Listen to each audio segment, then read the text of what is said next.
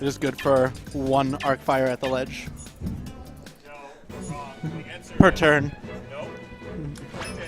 Who's jumping? One salt per turn.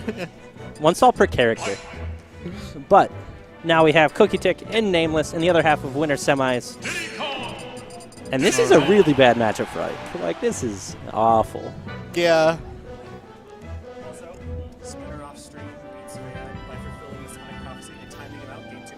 Nice, and yes. we have off stream spinner over van with a timeout, which is how every Sonic should play ever. Always. Not exactly the most fun always, but he made sure to look at me and say that that was the first time that's happened, and I said, whatever, you're Sonic main. To be fair, he is normally a very aggressive Sonic, which doesn't always work in his favor. So he doesn't like to. This was a big day for Spinner, and we are proud of him. Plus, like, this is the first time he's played in months. Yeah. So good stuff to Spinner. But we have, I believe these players are actually waiting for Jaaahsh to let them play. You're good, guys. So they'll begin soon on Smashville, and we'll get into it. Yeah. We're going to see some bananas. A lot of bananas. I think the trick of this matchup, at least between these two players, is typically whether or not Cookietic can find the rhythm of NameLess's monkey flips. If he can get those punishes on the monkey flips, you can get NameLess to panic a little bit, and then Cookietic can start to do his big sword magic. But without that, it's a lot harder. It's a very safe monkey. Yeah, you know, as you said, that there's already been two monkey flips. That one was a cross up against the shield, the other was right in front of him that he pivoted around for. So, you know, it's already a struggle of adaptation. And NameLess DIing that up throw behind Ike to avoid the forward air. It makes it just a little bit more difficult for Ike. Still guaranteed, but it is a mix-up. Ooh, Cookietic's sharking through the stage to get himself some space. NameLess wanting to end this stock early because Ike with Rage is scary. Oh, yeah. So as much as Ike is definitely at kill percent, honestly, a good read in NameLess is too. Yeah, you know, I probably one good string from a throw, and then, ooh, but down tilt top smash. Works. Gonna do it. Diddy Kong, down tilt to creativity. Down tilt to whatever the hell you want. Yeah. And it's such a safe move. Down like the number of times you see down tilt, down tilt. Now I'm behind you, down tilt, down tilt. Yeah. Just roll around you, taunting. Down tilt, which way are you DIing? I'll down tilt again quick. Okay, now I'm going to cover you. Ooh, not quite going to do it yet. But another up throw combo could be the end of Diddy's stop. Ooh. And I appreciate that NameLess's tag reminds us how many games could happen. It is a best of 5. Maybe that's for his own mindset. Like, he plays a little more aggressive. Ooh! Banana to dunk. Oh, and there was nothing Cookie to do about it. Just nodding, accepting his fate. Yeah, that wasn't very nice. Clanking, was that quick draw that he clanked with the banana and then just ran down and... Didn't even clank, he just hit him with it. Hit him, yeah. Not really clank, but yeah. And then Cookietic needed to wait to get under the stage to use the up B. It was a very well-placed banana peel by NameLess. You know, you force him to go one way and then you punish it. Back to Smashville. Cookietic's tag is MIA Cookie because he's been not here for just under a month. Yeah, I'm happy to see him back here. Oh, yeah. He's a very fun player to watch. Cookietic actually adjusted his up throw early combo to up air this time to adjust for NameLess's DIing behind him. Adaptation at its finest. Not going to kill yet, but I was kind of hoping to see some kind of an out ledge guard attempt, but I'm not sure what it should have been. Maybe a drop down up B to just try to hit NameLess, but just get more stock because it would have put him going back upwards. Yeah, but you never want to be off stage against a Diddy as Ike, so I understand the patience. Not letting him He get didn't caught see low. the opportunity he was looking for. Ooh, gonna do it. That killed. Saw NameLess a little surprised by that, but I mean, it's Ike. Yeah. It certainly seemed a little early. Maybe some good DI could have saved it, but not quite sure. Now we have Ike ahead of stock with Banana. That being said, it's great up B. He super armors through the barrels. That B reverse was kind of crucial in that, I think, to make sure that he actually had something to clank with the Diddy Kong up B.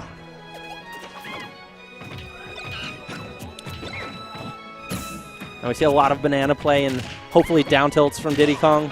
trying to get this kill. Yeah, Ooh. that'll do it. I think Cookie was a little surprised by that, but I think Yeah. he was trying to DI away from To the get out monkey. of it. Yeah, and then wound up with some suspect DI. Yeah, so, you know. Being said, being down 80. Oh, yep. Oh, Ooh. great DI from NameLess. Really, ooh, that's an interesting new one. Holding it after they get on the ledge, so they Yeah. have to choose an option, and you might still kill 'Cause, them. yeah, Oh, I there it think is. if he jumped, it would have still covered the jump and the neutral get up, obviously. And Ike reads the air dodge with a back air, sending the monkey to oblivion. Good stuff. Great adaptation by Cookie. All even- the right adjustments, like. And they weren't like anything we can point out majorly. There were small things like he changed what his throw follow-ups were and his air dodge reads. Yeah. Just enough to throw NameLess off, and honestly, getting that lead in this matchup is so good as like. And it felt like he started to play a little more. Defensive's not quite the word I want to go with, but Patient? like a little more patient defensive. Like he kind of would pull away and use a meteor longer range move like down tilt and pull away for a pivot grab. And now we're back into it, game 3. And honestly, these players are both so good. I don't think it's going to be the stage that's the limitation. Yeah. I occasionally prefer to see things seen on the same stage over and over again, just because you get to see the actual adaptations they're making, how they're exactly adjusting to their Yeah. opponent, not just how they're changing things. Yeah, not just how they want to use a counter pick stage to their advantage, But these meaty forward airs from both characters really are spacing each other out real well. Both playing some footsies, looking for that grab near the ledge, trying to garner some stage control. And NameLess has gotten really good at spacing his banana pulls so that he doesn't have to pick it back up again. It just lands where he wants it to be. Like, specifically either at the ledge or a roll's distance away from the ledge whenever he's going to ledge guard. So that way he's already in the position to down tilt or whatever, and the banana's just there. you know, anything you can do to save yourself emotion, that's one of those things you got to sit and lab out too, you know. Ike sitting at 144, big edge guard opportunity, but I don't. That Barbarian enraged, I would stay away from it too if I were Diddy Kong. I do not blame him. I would definitely stay away. I wouldn't want to get grabbed. Oh, and that's it. At those very high percents, Ike's up throw almost becomes a 50-50. It's not quite, but forward air, especially at the ledge, will definitely kill. And then, obviously, up air will kill if you air dodge. So it's rough life. All right, we are back to basically even. It was crucial of NameLess to clear off that stock early because Ike's combos actually work a little better at high percent sometimes, or at least they're scarier, and that is a big thing in Smash if you can scare your opponent. Especially, like, there's a lot of characters in this game where some of their bread and butters don't quite work at 0, but having the rage allows them to work right off the bat instead of having to wait and go into a string. That's when you want to get your extra credit in. But NameLess got himself a quick lead after eliminating that Ike stock, using these monkey flips to his advantage, mixing up between the kick and the grab. Not a place you want to be. Oh, Cookie almost came for that man's life. Yeah, I'm glad he went back to the stage though. You know, still kept his composure. Risk averse is never a bad thing in Smash. Yeah. And now almost a battle of who could stay alive longer than it is a battle of who can kill the other faster. Gets underneath the banana with that back air, and that'll take it. Game 3 going to Cookie. Welcome back, my friend. Showing those laggy moves of Diddy Kong, which aren't as laggy as other people's moves, but there's still room to punish there. Especially if you have a big sword that you can wield with one hand. Oh, it's so good. So TK's strong. not impressed in the background, yawning, scratching his head. Yeah. That's okay. All right. To game 4. And to Dreamland, the first counter pick with stage of this set. Tired of Smashville. And honestly, whenever there's a platform, if Diddy Kong's proficient with monkey flip ledge cancels, it's just like he can move however he wants to, and I kind of like the option. That being said, Cookietic is kind of dominating the neutral game right now. And it looks like, does up smash reach through the platform? Oh, yeah, it does. And that read was almost it. Oh, he went for that forward smash read on the monkey flip. If that was not smash flip, that would have been a dead monkey. Waits for the air dodge, gets the up air. Yeah, beautiful. Adapts right away.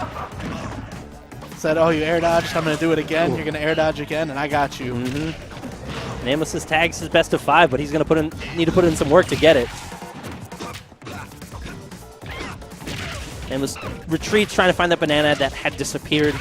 And now he's already at 60%. This is why Rage Ike is so scary. Ooh, that was a great wall jump by NameLess. Cookie had the up B read. If he had just gone for the barrels, he would have been knocked out of them. But NameLess wall jumped. And then Cookietic got angry, so he did a forward smash at the ledge, which almost worked. So, if those of you were wondering, banana beats quick draw in every sense. But Cookietic, I think, knew he wasn't going to die, so he just kind of went for it. Yeah. That being said, ooh, falls out of it.